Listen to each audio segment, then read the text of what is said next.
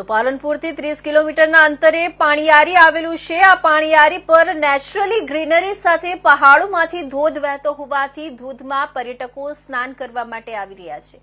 આ પર્યટક સ્થળ કુદરતી સૌંદર્ય વચ્ચે આવેલું હોવાથી લોકો આ સ્થળને વધુ પસંદ કરતા હોય છે।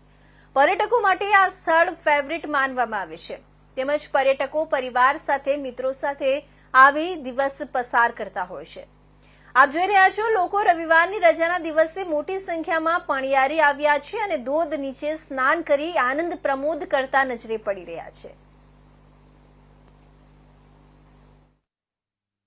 આજે આપણે પાણીયારી મુકામે આવેલા છીએ, જે બનાસકાંઠામાં પાલનપુર નજીક આવેલ છે।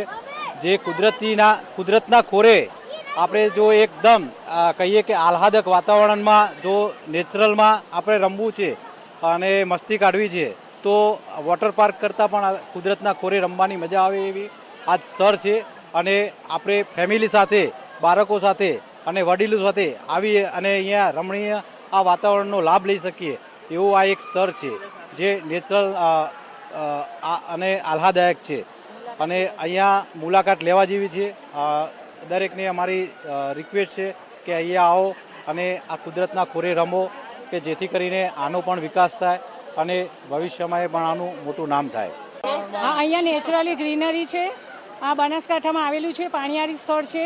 અહીંયા આવીને તમે ખૂબ એન્જોય કરી શકશો। અહીંયા આવીને આ સ્થળની મુલાકાત લો। અહીંયા કુદરતી સૌંદર્યનો ખૂબ નજારો તમને એન્જોય કરવા મળશે।